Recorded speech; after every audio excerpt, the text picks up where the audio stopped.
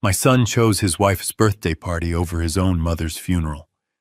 The very next day, he walked into my home not with an apology, but with a contract and a pen, asking for everything his mother and I had ever built. He thought he saw a grieving old man lost in his memories and ready to be managed. He had no idea he was looking at the man who was about to give him the only inheritance he truly deserved. Before I continue, let me know where you are watching from in the comments below. And please hit that like button and subscribe if you have ever had to draw a line in the sand and stand up for what is right. The silence in the chapel was wrong. It wasn't the respectful, solemn quiet of mourning. It was the hollow, echoing silence of absence. I stood near the front, my hands clasped behind my back, the way I always do when I need to feel anchored.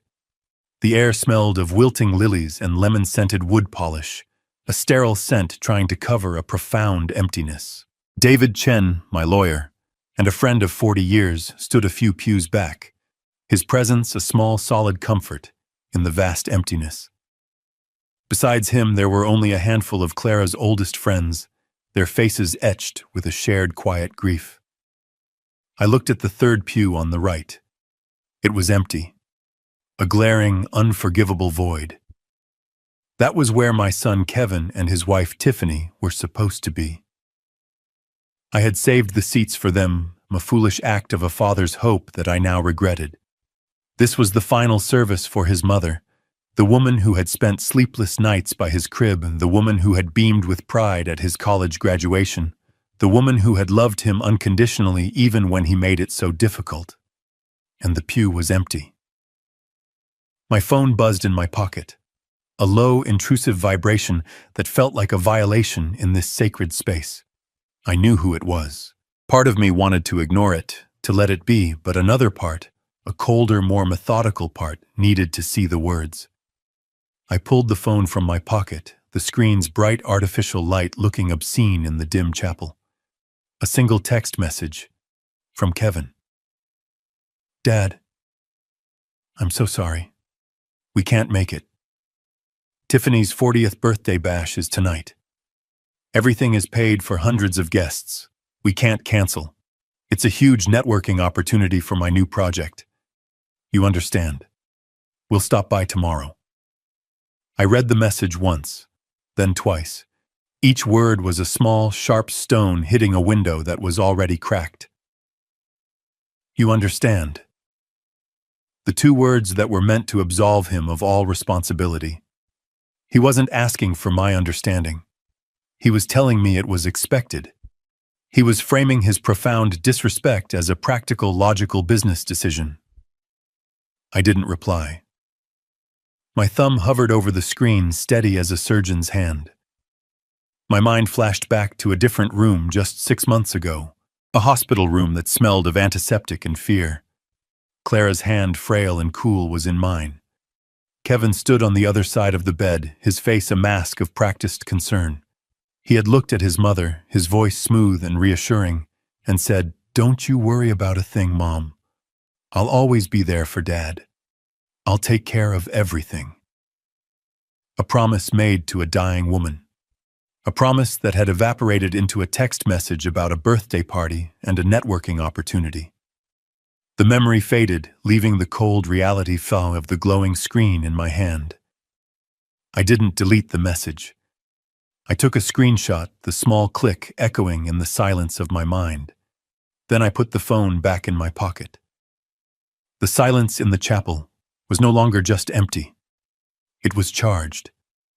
It was the silence of a decision being made. Returning to the house was the hardest part. Every object, every shadow screamed Clara's absence.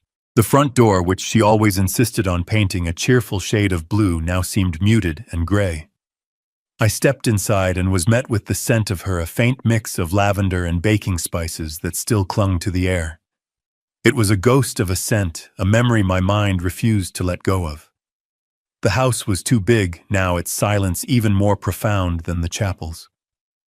I walked through the living room, my footsteps unnaturally loud on the hardwood floors. There was her favorite armchair by the window, a book lying face down on the side table marking a page she would never read. In a basket beside it, her knitting needles rested in a half-finished scarf of soft gray wool, small monuments to an unfinished life. I walked into my study, which had always been our shared space. My side was all ledgers and financial journals. Her side was a creative chaos of sketchbooks, gardening magazines, and photo albums. My gaze fell upon the mantelpiece above the fireplace. It was lined with photographs, a timeline of our life together. Our wedding. Kevin's first steps. Family vacations at the lake. And then the most recent addition, a large silver-framed photo from Kevin and Tiffany's wedding 10 years ago. In it, Kevin was beaming, his arm wrapped tightly around his new wife. Tiffany was radiant in white, her smile wide and perfect. I stood beside them, Clara on my other arm, her smile a little weaker than I remembered, a hint of the illness that was already taking root. Looking at that photo, a cold clarity washed over me. This betrayal, this final act of disrespect, wasn't a sudden event. It was the destination of a journey we had been on for years. It was 1,000 small cuts that had finally severed the bond. The Christmases Kevin and Tiffany had skipped because they had to fly to some exotic resort. The birthdays of Clara's they had forgotten, only to send a generic gift card a week later. The phone calls that always felt rushed, filled with talk of his latest business deal, with barely a question about his mother's health. I had made excuses for them for years. He's busy building his career, I would tell Clara. He has his own family to think about, I would tell myself. I had been a willing participant in my own deception, painting over the cracks in our family to maintain a fragile peace. Today, that painting had been stripped away, revealing the rot underneath. The man in that photograph was not the son I had raised. He was a stranger wearing my son's face. I took my phone out. Again looked at the screenshot of his text message and saved it to a new password-protected folder on my phone. A folder I labeled simply Evidence. A plan still hazy at the edges was beginning to sharpen in my mind. The grief was still there, a heavy weight in my chest, but now it was joined by something else. A cold, quiet resolve. Later that evening, long after the sun had set, I sat in the dark of the study and dialed a number I knew by heart. The phone rang 3 times before a familiar voice answered. David Chen. David, it's Richard. Richard. His voice softened immediately. I was just thinking about you. How are you holding up? Please, if there is anything at all I can do. I'm all right, David, I said, and the calmness in my own voice surprised me. It was a detached, unnerving calm. The voice of a man who had moved past the initial storm of emotion and into the clear, cold air of purpose. I'm calling for a reason.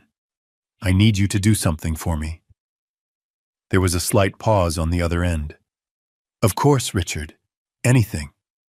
I need you to pull the original deeds for my house.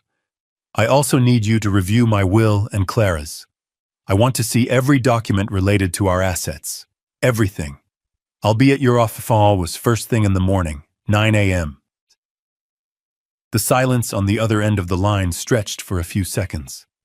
I could almost hear David processing the request, the urgency, the strange lack of emotion in my tone.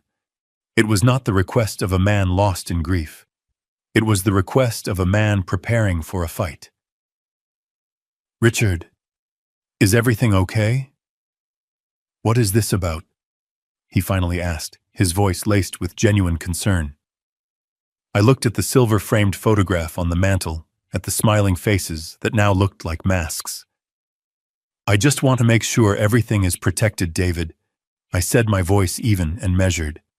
I want to ensure everything is handled exactly as Clara would have wanted. The words were true, but not in the way David would understand them. He saw a grieving husband trying to put his affairs in order. I knew it was the first move in a game my son didn't even know we were playing.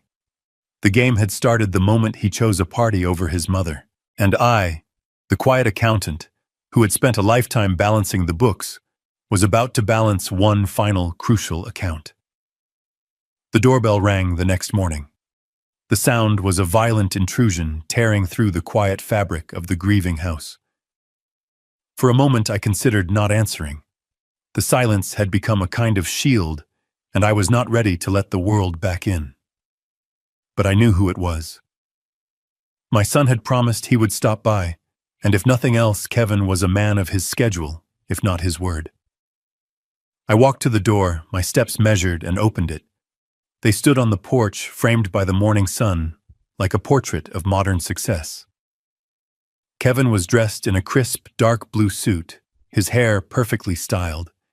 He looked like he had just stepped out of a boardroom, not come to offer condolences. Tiffany stood beside him wearing a cream-colored cashmere tracksuit that probably cost more than my first car. In Kevin's hand was not a bouquet of flowers or a baked casserole, but a sleek black leather portfolio held with the same casual importance a knight might hold a shield. It was the first thing I noticed, and it told me everything I needed to know. "Dad," Kevin said, his voice a little too loud, a little too cheerful. He stepped forward for an awkward one-armed hug, patting my back twice. It was a gesture of obligation, not affection. Tiffany offered a thin smile and an air kiss that landed a few inches from my cheek. "Richard," she said, her eyes scanning the foyer as if assessing its market value. "We are so sorry about yesterday. It was just unavoidable." I said nothing. I simply stepped back and held the door open for them, a silent invitation into the house they had so easily abandoned the day before. They walked in, bringing with them the scent of expensive cologne and a restless, frantic energy that didn't belong here. I led them to the living room, the room where Clara had spent her final days, surrounded by the things she loved. Kevin sat on the edge of the sofa, placing the leather portfolio on the coffee table with a soft, definitive thud. Tiffany remained standing, running a manicured finger along the dusty surface of the mantelpiece. "The party was a smashing success," she announced to no one in particular. "An absolute triumph. We had investors fly in from Chicago, can you believe it? Senator Thompson's wife was there, and she just adored my dress. She said it was a shame you couldn't be there." I watched her, a ghost of a woman in a house full of memories, talking about dresses and senators.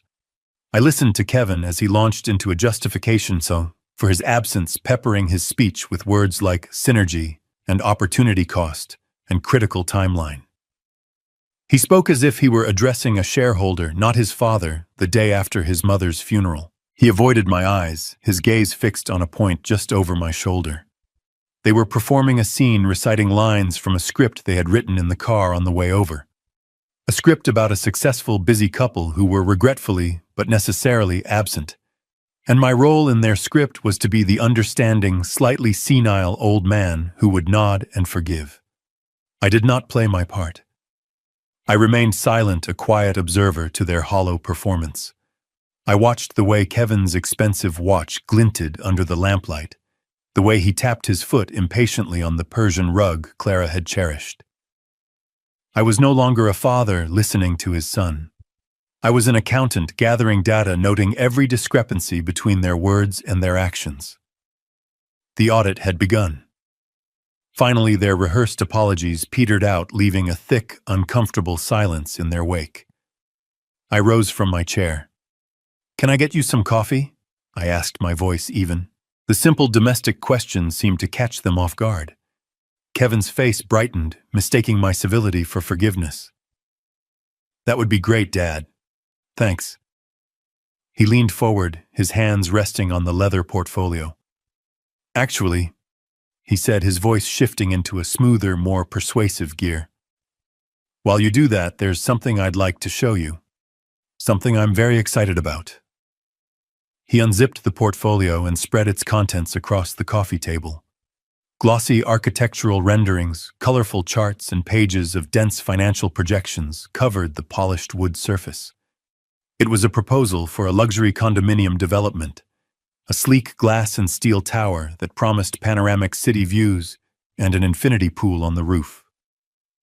He launched into his pitch, his voice filled with a salesman's passion. He spoke of legacy, of building something that would last, of securing his family's future. He was a good performer, I had to give him that. He was animated, confident, and utterly convincing.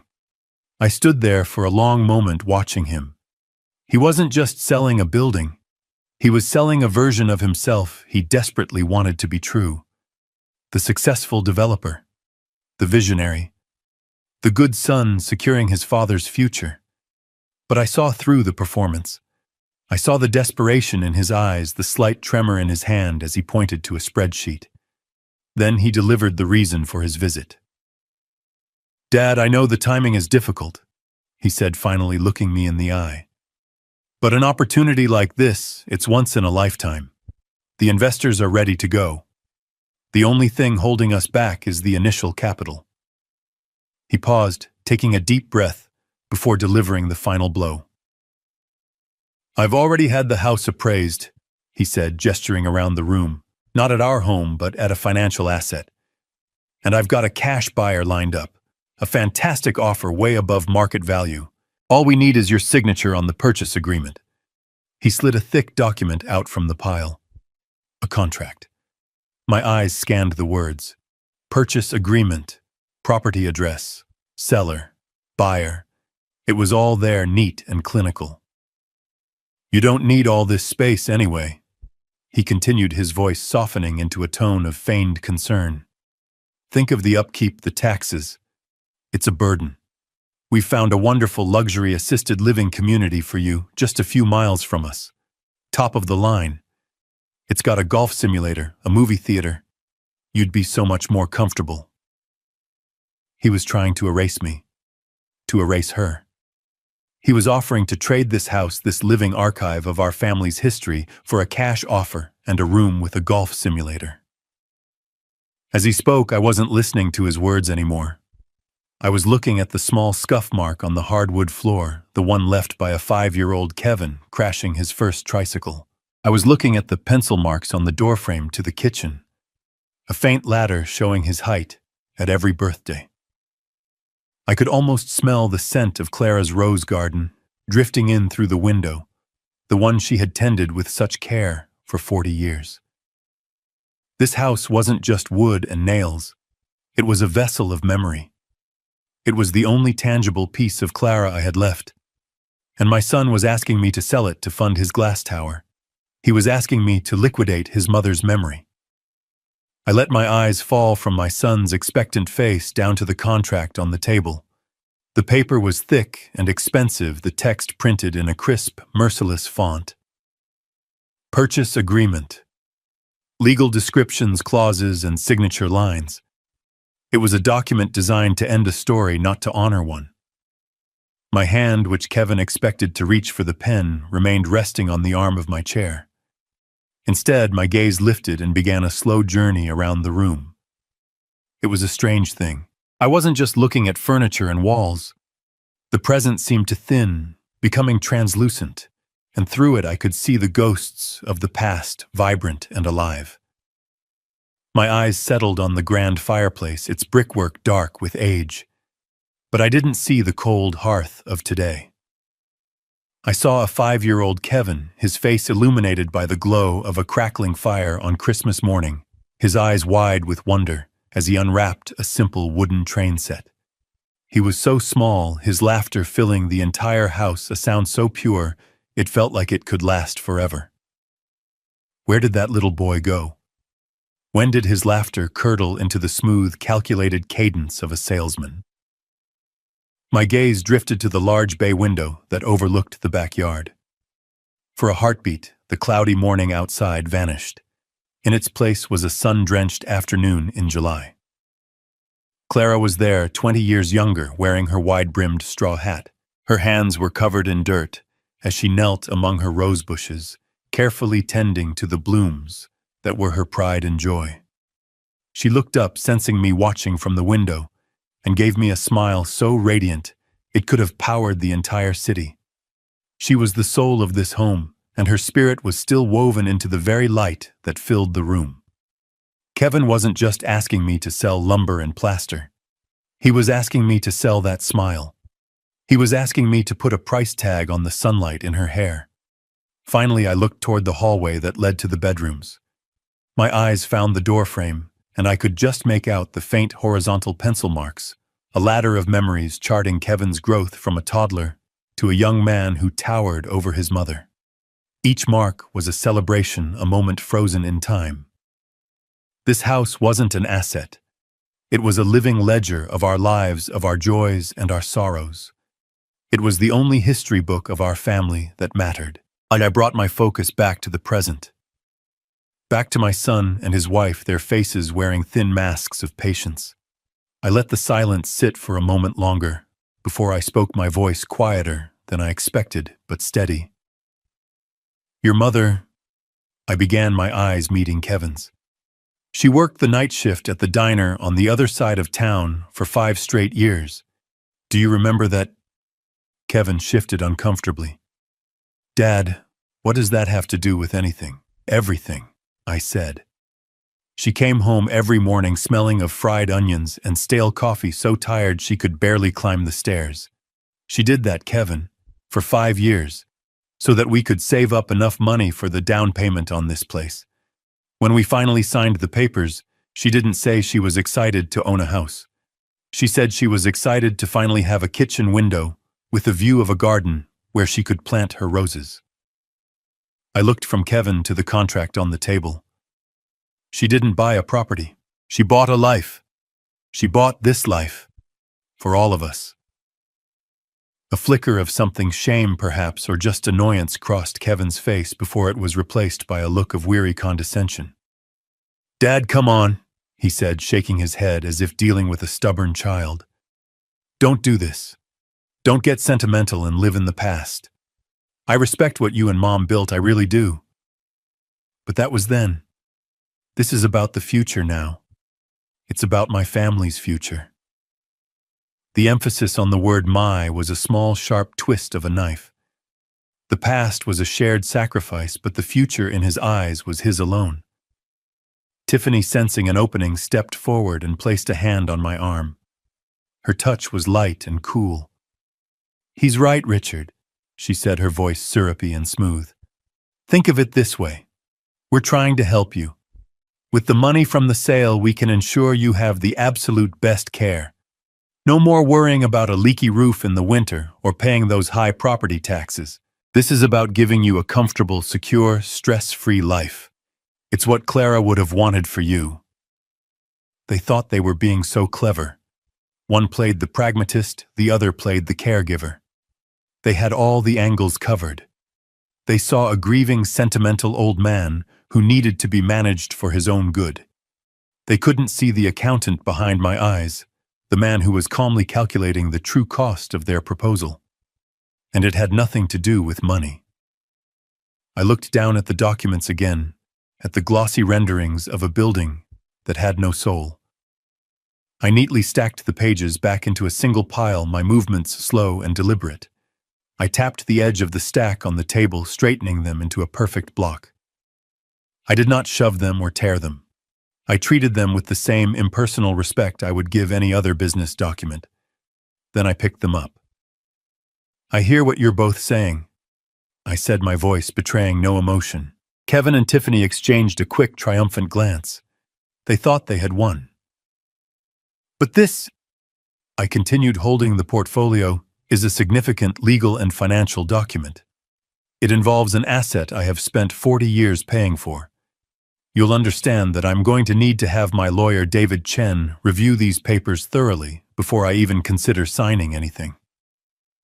I placed the portfolio on the side table next to my chair, a clear signal that the discussion was over.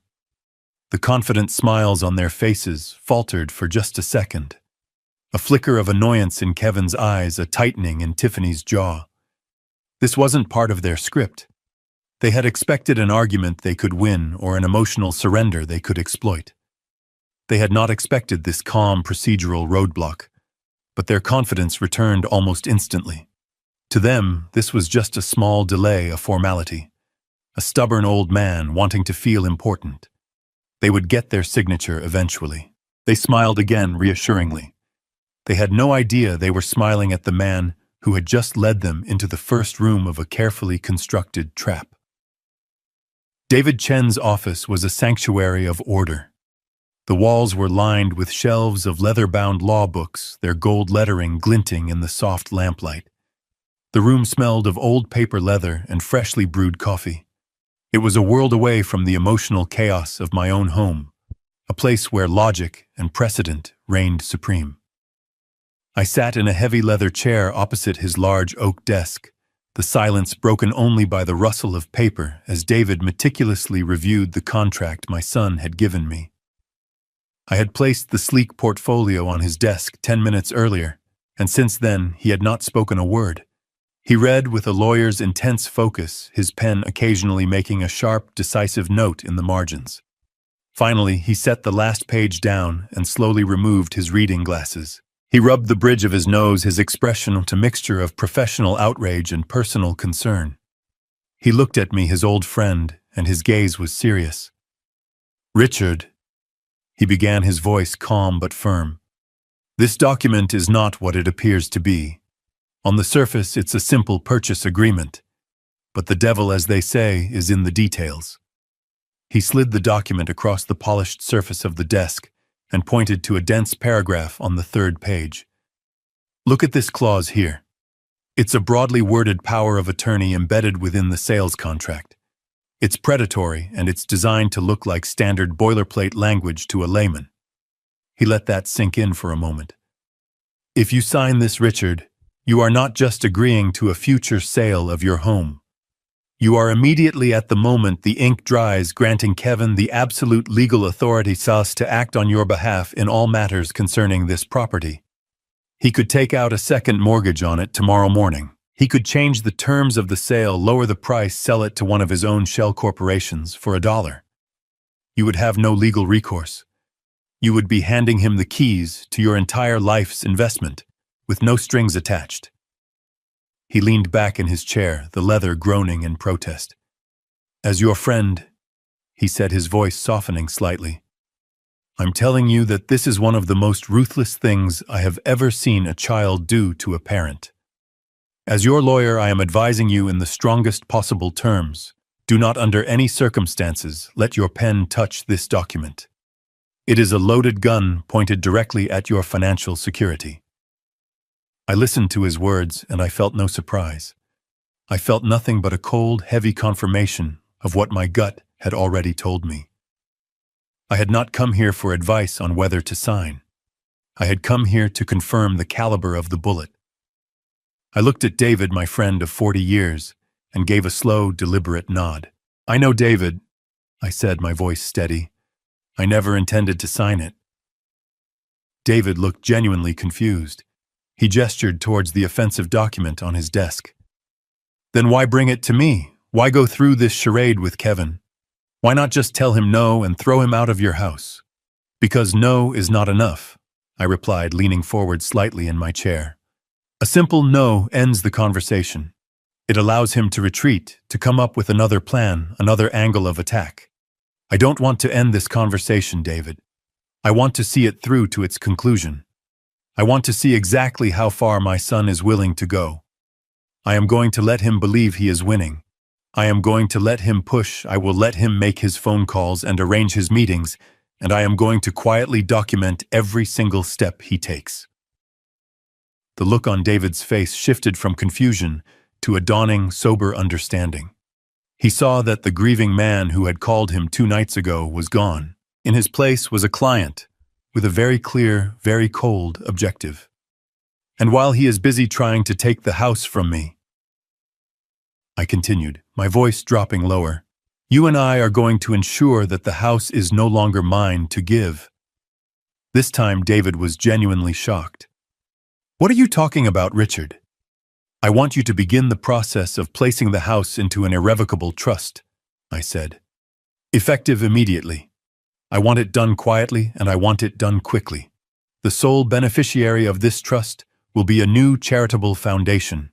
We will call it the Clara Cole Foundation." David stared at me, speechless for a moment. "An irrevocable trust," he finally managed to say. "Richard, you understand what that means, don't you? Once this is done, it's done. You cannot undo it. You would no longer own your home. Legally speaking, it would be gone. Clara spent her life building that home, I said, my gaze unwavering. Its purpose was always to provide love, shelter, and security. The foundation will ensure that it continues to do exactly that for people who truly need it. It will be her legacy, a legacy of giving, not of taking. I stood up from my chair, the decision now as solid as the oak desk between us. Get the paperwork started, David, and keep this between us. Utmost confidentiality. My son is about to get a very expensive lesson in the true meaning of inheritance. The days following my meeting with David were quiet. I let Kevin's emails go unanswered and his calls go to voicemail. He was growing impatient, I could tell from the increasingly urgent tone of his messages, but I needed this time. I needed the silence. David had called to let me know the initial paperwork for the trust was underway, but he needed more information, property tax records, maintenance, invoices, a clear accounting of the estate. It was the perfect excuse to do something I had been dreading, to go through Clara's office. Her office, which was really just a small sunlit room at the back of the house, had been left untouched since she passed. It was her sanctuary, and it felt like a violation to disturb it. But now I had a purpose. This wasn't about grieving. It was about protecting her legacy. I pushed open the door and was met with the faint, familiar scent of her rose-scented stationery. Dust motes danced in the afternoon light. It was a room frozen in time. In the corner next to her old wooden desk was a stack of simple cardboard banker's boxes. Her elegant looping handwriting was on the side of each one. Gardening, photos, and the one I was looking for, medical 2023-2025. I carried the box to the large dining room table and lifted the lid. It was filled to the brim with a chaotic blizzard of paper. The sheer volume of it was a testament to the long, brutal war she had fought against her illness. There were hospital invoices, pharmacy receipts, lab results, and thick, complicated explanation of benefits statements from the insurance company. It was the bureaucratic footprint of a life in its final, painful chapter. My first task was simply to bring order to this chaos. The old accountant in me took over. I created neat piles on the table, my movements slow and methodical. This pile for insurance statements, this one for hospital bills, this for prescriptions. For a few hours, I lost myself in the work. It was comforting in a strange way. Each piece of paper was a small, painful memory. A receipt for a powerful painkiller reminded me of a particularly bad week in January. An invoice for an ambulance ride brought back the raw, helpless fear of that night.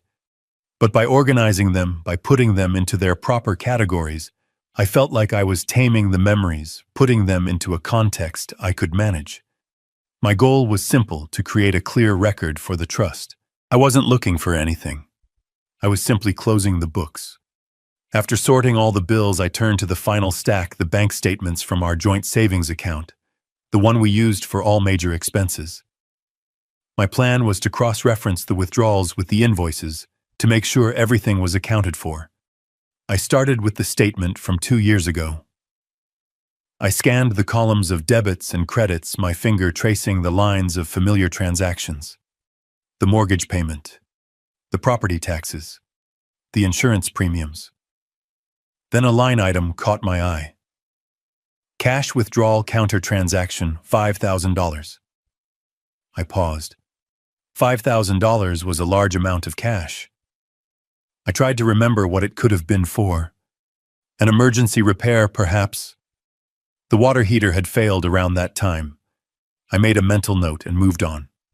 I picked up the next month's statement, and there it was again. Second business day of the month. Cash withdrawal counter transaction, $5,000. A cold knot began to form in the pit of my stomach. This was no longer a forgotten expense. This was a pattern. I abandoned my neat piles and spread all 24 bank statements across the dining room table, laying them out in chronological order like a grim timeline. The pattern was undeniable, unmistakable. On the first or second business day of almost every month, for the last 2 years of Clara's life, A cash withdrawal of exactly $5,000 was made from our account. My breath caught in my throat. I stood up and walked to my study, returning with my old heavy-duty calculator, the one I had used for 40 years at my firm. The plastic keys felt cool and familiar under my fingers. I sat back down at the table and began to add up the withdrawals. The soft click-clack of the buttons was the only sound in the silent house. Click. 5,000. Click. 10,000. Click. 15. My hand felt heavy as I punched in the numbers, my mind racing. The total grew month by month, a rising tide of red ink. When I finally hit the total button, the number that appeared on the small digital screen made me feel dizzy. $285,000. It couldn't be right. I cleared the calculator and did it again, my movements more frantic this time. The result was the same. Over $250,000 withdrawn in cash over 24 months. My mind reeled, trying to find a logical explanation. Had Clara been paying for some experimental treatment, something she had hidden from me to keep me from worrying? I frantically turned back to the mountain of medical bills, my eyes scanning for any invoice, any receipt, any clue that could account for such a massive expenditure. There was nothing. Our insurance had been excellent. It had covered the surgeries, the chemotherapy, the long hospital stays. Our total out-of-pocket costs, all carefully documented, were less than $20,000 over that entire period. The numbers didn't lie, but they didn't make sense. I sat there, surrounded by the paper trail of my wife's final years, and stared at that impossible number. A new, more terrible possibility began to form in my mind, a suspicion so ugly I could barely allow myself to think it. The betrayal I felt over the missed funeral suddenly seemed small, almost insignificant. This was something else entirely. This was a different kind of monster. This wasn't just disrespect. This was a systematic theft, a cold and calculated plundering of a dying woman's savings. I looked at the neat columns on the bank statements, and I no longer saw just numbers. I saw a crime scene. And the central question was no longer about my son's heartlessness.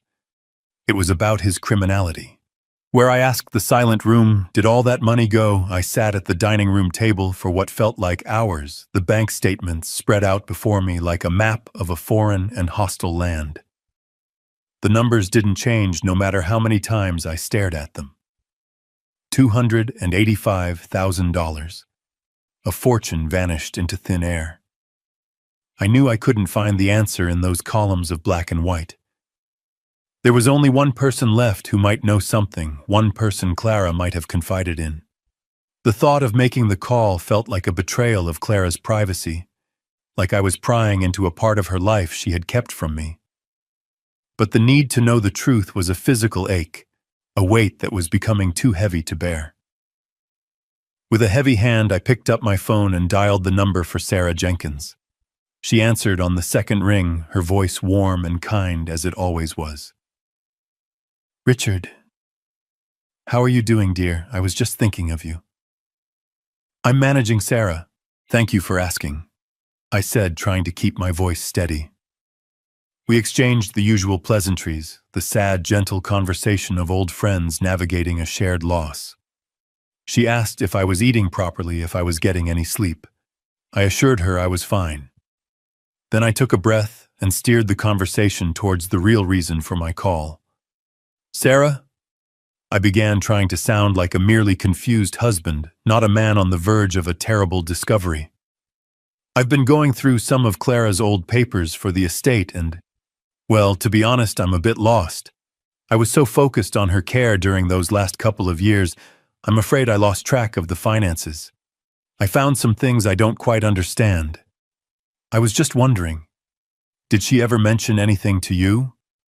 Any unusual expenses or financial worries she might not have wanted to burden me with?" The silence on the other end of the line was immediate and profound. It wasn't the silence of someone thinking. It was the silence of someone deciding. Deciding whether to keep a promise made to the dead or to tell a truth owed to the living.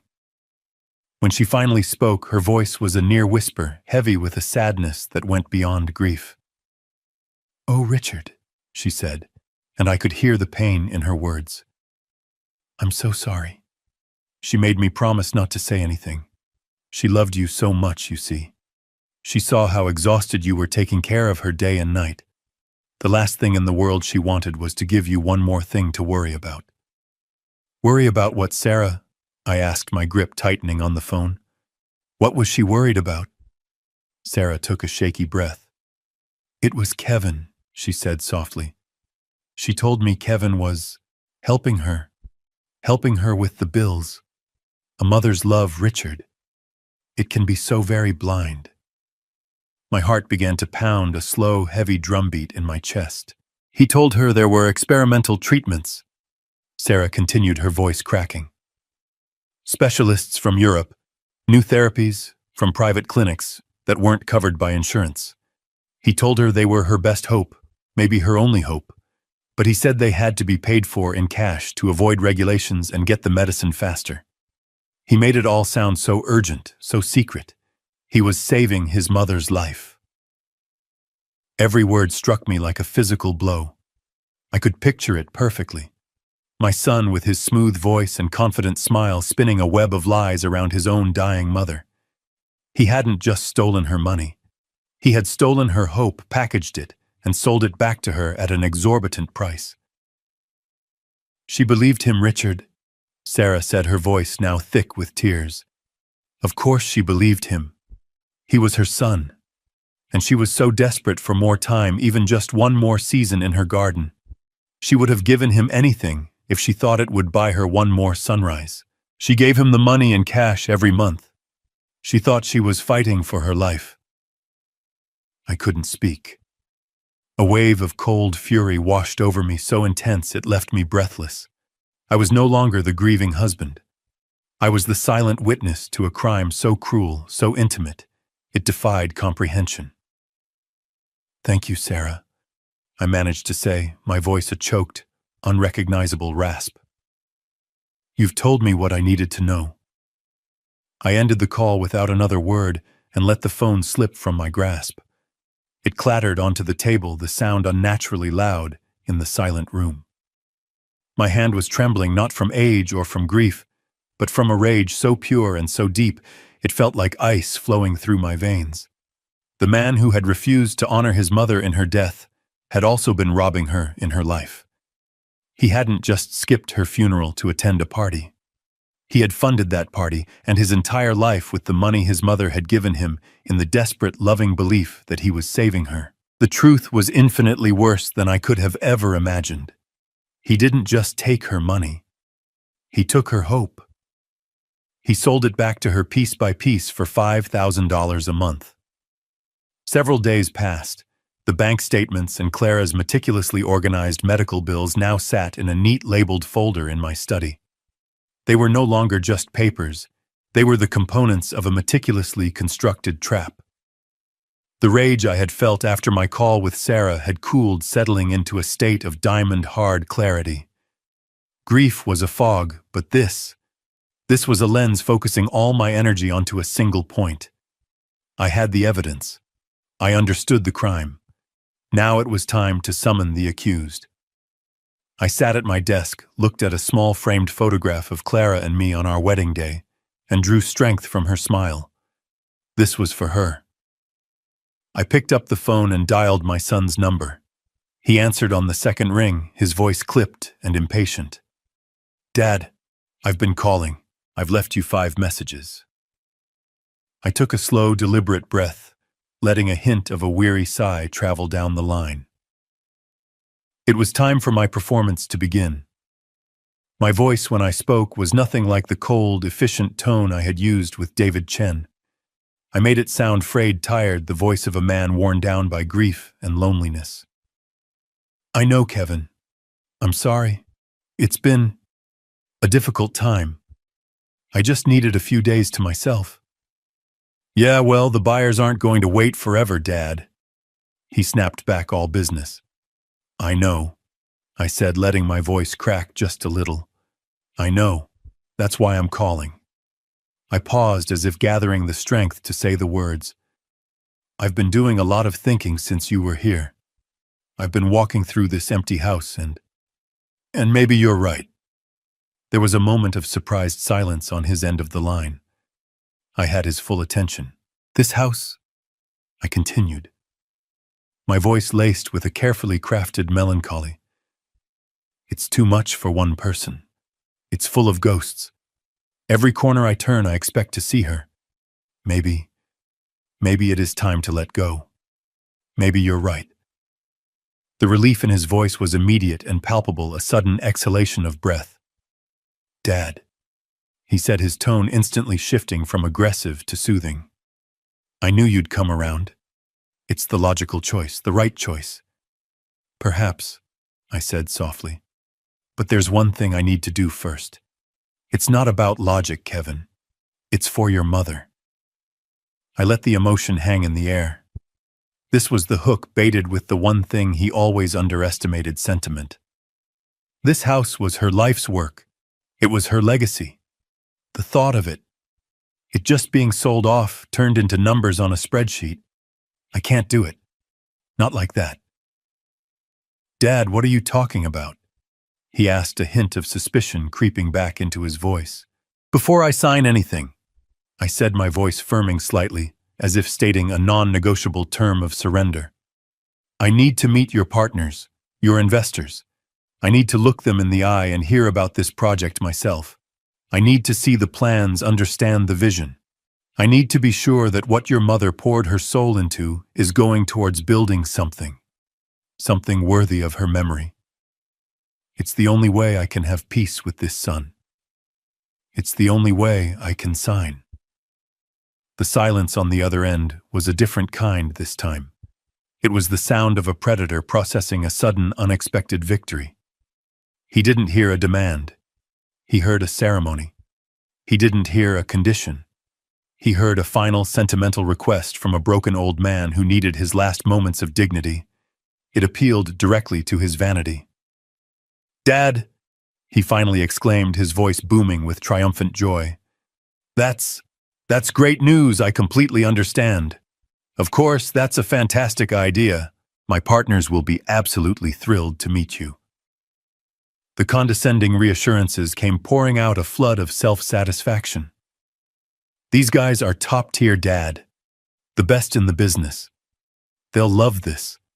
The story of the house, the family legacy. It adds to the whole narrative of the project. It shows we're building on a foundation of history and quality." He was so blind, so wrapped up in his own ego, that he couldn't hear the crushing irony in his own words. He thought I was there to bless his project. He had no idea I was coming to bury it. "We'll do it at my office," he continued, his voice swelling with pride. "You can see the whole operation I've built. We'll use the main conference room. It has a great view of the city. Just say the word, Dad. I will clear their schedules for you. Anything." I let him finish, savoring the sound of his complete and utter self-deception. He had not only taken the bait, he had swallowed the hook, the line, and the sinker. He was now eagerly leading me to the very place where I would pass my judgment. "Friday," I said, my voice quiet and resigned. "Friday at 10 o'clock would be fine." "Perfect. I'll have my assistant send you the details." "Dad, thank you. You're doing the right thing." "I hope so, Kevin," I said. "I truly do." I ended the call and placed the phone back on its cradle. The performance was over.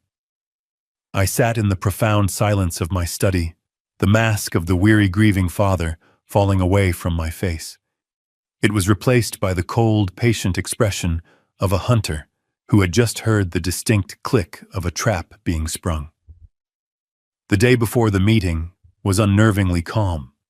The frantic energy of discovery and the cold anger of revelation had subsided, leaving behind a profound and steady sense of purpose. I was not nervous. A man about to do a necessary, albeit unpleasant job has no room for nerves. Every action I took that day was deliberate, a series of final, quiet moves on a chessboard my son didn't know he was playing on. My first stop was the bank. It was the same local branch Clara and I had used for nearly 50 years, The cool marble floors and the quiet, respectable hum of commerce were a familiar comfort. I bypassed the tellers and walked directly to the office of the branch manager, a kind and competent woman named Mrs. Gable, who had known our family for decades. She greeted me with a sad, sympathetic smile and offered her condolences once more. "Richard, it's good to see you, though.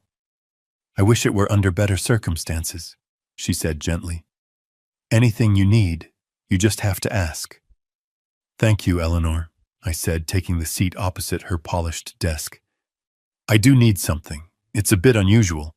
I need certified copies of the last 24 months of statements for my joint savings account." I pushed a piece of paper across the desk where I had written down the account number. "And I need something specific. For every cash withdrawal over $1,000, I need the transaction highlighted, and I need each and every page to be stamped with an official bank seal." She raised an eyebrow slightly, the professional in her recognizing this as a request for something more than simple record-keeping. This was a request for evidence. She didn't ask any questions, however. She simply nodded. "Of course, Richard. It will take a little while to prepare. Please have a coffee." An hour later, I walked out of the bank. In my briefcase was not a thin stack of printouts, but a heavy sealed manila envelope. Inside were the certified statements, each page bearing the weight of the bank's authority. The highlighted lines of $5,000 withdrawals were like a repeating, damning chorus in a tragic song. The weight of the envelope in my hand felt substantial, real. It was the weight of truth.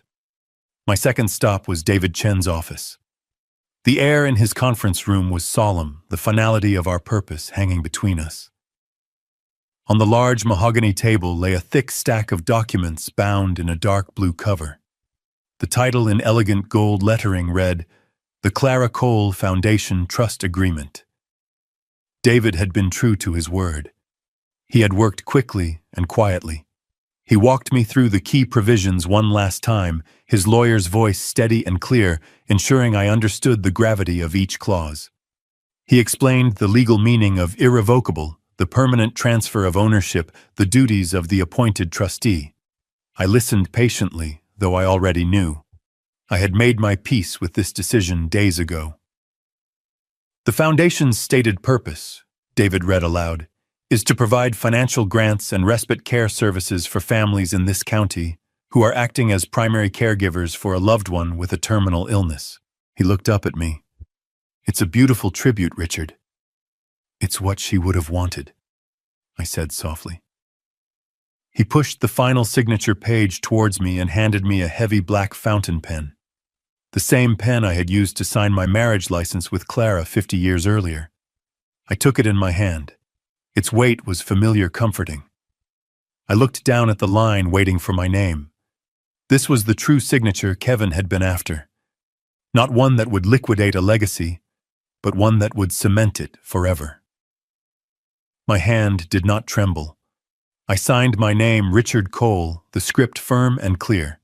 It was the signature of a man closing the most important account of his life. With that single motion, the house I had called home for 40 years was no longer mine. It now belonged to the memory of my wife, and to all the families who would one day find comfort because of her. After the documents were signed and notarized, David leaned back in his chair. He steepled his fingers and looked at me, his expression shifting from that of a lawyer to that of a concerned friend. He had one last question. "It's done, Richard," he said, his voice quiet. "There is no going back. As of this moment, that house is the legal property of the Foundation. Tomorrow you will walk into that meeting with your son. Are you absolutely certain about this? About everything?" He was giving me one last chance to walk away from the confrontation, to simply let the quiet legal victory be enough. I didn't answer right away. I rose from my chair and walked to the large window that overlooked the city below. Cars and people moved like a silent, purposeful river, each on their own journey, each with their own stories. When I was a young man just starting out as a junior accountant, I began my voice calm and reflective. My first mentor taught me something I never forgot. He said our job wasn't just about balancing the numbers on a page. He said our real job was to be guardians, to protect the integrity of the system, whether that system was a multinational corporation or a small family business, to protect it from the cancer of fraud, waste, and deceit. I turned back from the window to look my old friend in the eye. For the last 2 years, David, a cancer has been growing in my family. It's been feeding on love, on trust, and on the quiet desperation of a dying woman. Tomorrow, I am not going to that meeting to destroy my son. I am going there to perform a necessary surgery. I am going to win out the disease so that the name Cole can once again stand for something honorable. I walked back to the table and picked up my briefcase. It now contained both the sealed envelope from the bank and a certified copy of the newly executed trust. It was heavier now, not just with paper, but with purpose. Clara spent her entire life protecting our family from the threats that existed outside the walls of our home. I said, my hand resting on the briefcase. I'm simply finishing her work. I'm protecting it from the threat that was already inside. I walked into the conference room at precisely 10 o'clock. It was exactly as I had pictured it, a temple of glass and steel built on the foundation shot of my son's ambition. A panoramic window displayed the city skyline like a conquered territory. In the center of the room was a long, polished mahogany table so reflective you could see your own distorted face in it. Kevin sat at its head looking every bit the triumphant CEO. Tiffany was seated to his right, radiant in a silk blouse, playing the part of the supportive corporate wife. Opposite them were 2 men in expensive, sharply tailored suits. They had the relaxed, predatory smiles of men who ate Risk for breakfast. The air in the room was thick with self-satisfaction. Kevin stood as I entered, his smile wide and magnanimous. It was the smile of a man who believed he had already won. "Gentlemen," he announced, his voice booming with false sincerity. "This is my father, Richard Cole. Dad. I'd like you to meet Mr. Albright and Mr. Sterling, my partners in the new venture." The 2 men rose and shook my hand, their grips firm and their eyes cold. They saw what Kevin wanted them to see, a sentimental old man, a relic from a bygone era here to give his ceremonial blessing before being put out to pasture.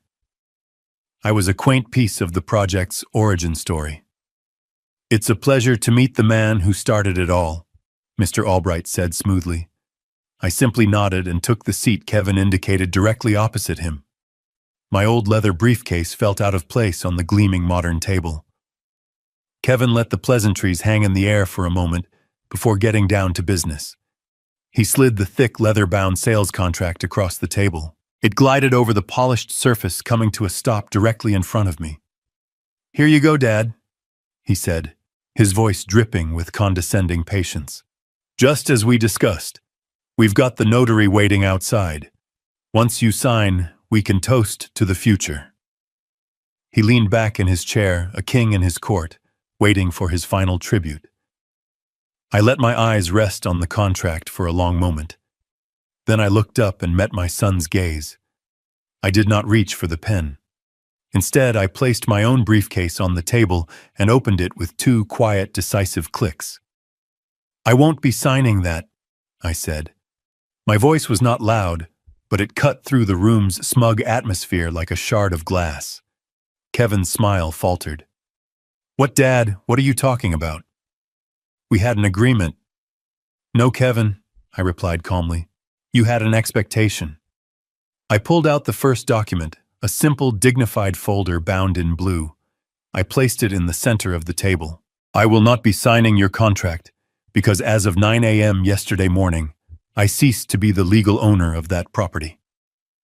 The change in the room was instantaneous. Kevin's face went from confusion to disbelief. Tiffany's practiced smile froze on her face. The 2 investors exchanged a quick, sharp glance. "The house," I continued, my voice even and clear, "was placed into an irrevocable trust. It is now the sole asset of a new charitable organization, the Clara Cole Foundation. Its mission will be to provide financial support, and respite care for families who are caring for a terminally ill loved one. The house is not for sale. It will never be for sale. You can't do that, Kevin stammered, his face beginning to pale. It's already done, I said. Before he could process the full impact of his lost inheritance, I reached back into my briefcase. But that, I said, my voice hardening, is not the real reason I am here. I pulled out the heavy sealed envelope from the bank and placed it on the table with a definitive thud. I opened the clasp and slid the contents across the polished wood towards him. Certified copies of 24 months of bank statements. The neat highlighted columns of $5,000 withdrawals were impossible to ignore. The investors, their professional curiosity now fully engaged, leaned forward to look. $285,000, Kevin, I said, my voice dropping into a cold, quiet register. Withdrawn in cash from your mother's savings over the last 2 years of her life. You told her it was for experimental medicine. You told her it was to save her life. But the medical bills show that insurance paid for almost everything. So I have a question for you, son. A question I'd like you to answer in front of your partners. Where did your mother's money go? The color drained completely from Tiffany's face. She stared at her husband, her mouth slightly agape, a mask of dawning horror. Mr. Albright and Mr. Sterling slowly, deliberately began to push their chairs back from the table, their expressions now arctic. They were creating distance, disassociating themselves from the toxic fallout that was rapidly filling the room. Kevin was speechless, his face a ghastly shade of white, his eyes wide with the terror of a man whose world was collapsing in on him. This was the moment. I stood up, asserting my final and total authority in the room. I reached into my briefcase one last time. You came to my house with a request, I said, my voice like ice. Now I have a request for you. I placed a single sheet of paper down in front of my son, directly on top of the damning bank statements. This document is a legally binding confession and a repayment agreement. I stated, my eyes locked on his. You will agree to repay the full $285,000 to the Clara Cole Foundation with interest over a period of 12 months. If you sign it, I will consider this a private family matter, a debt to be paid. I paused, letting the weight of my next words settle. If you do not sign it, I said, tapping the folder that contained the evidence, then this entire file, along with a sworn affidavit from me and a formal statement from Sarah Jenkins, will be hand-delivered to the district attorney's office tomorrow morning. The charge will be financial elder abuse, a felony. I looked at him, my son, a man I no longer recognized, a hollowed-out shell of greed and deceit. He was broken. I had no more words for him. My work here was done. I turned away from the wreckage of his life and walked towards the door, my back straight. I did not need to hear his answer. The choice was his, but his future was already gone. I left the chaos behind me, the hurried whispers of the departing investors, the silent, accusatory tears starting to stream down Tiffany's face, and my son, utterly destroyed, left alone to stare at the 2 documents that represented the ruin of his life. I stepped out of the room and closed the door softly behind me, leaving the chill of justice in my wake. I had not gotten revenge. I had simply finally balanced the books. I have learned that a true legacy is not written in a will, but in the values we protect. My son saw our home as an asset to be liquidated. I saw it as the library of a life his mother built. By choosing to honor that life over his greed, I discovered that justice is not about loud revenge, but the quiet, firm act of setting a ledger straight. The most valuable inheritance we can leave is the integrity of our name, a foundation that can never be sold or stolen, and a lesson that the quietest man can deliver the loudest truth. If you believe that a true legacy is worth more than money, please show your support by liking this video and subscribing for the next story.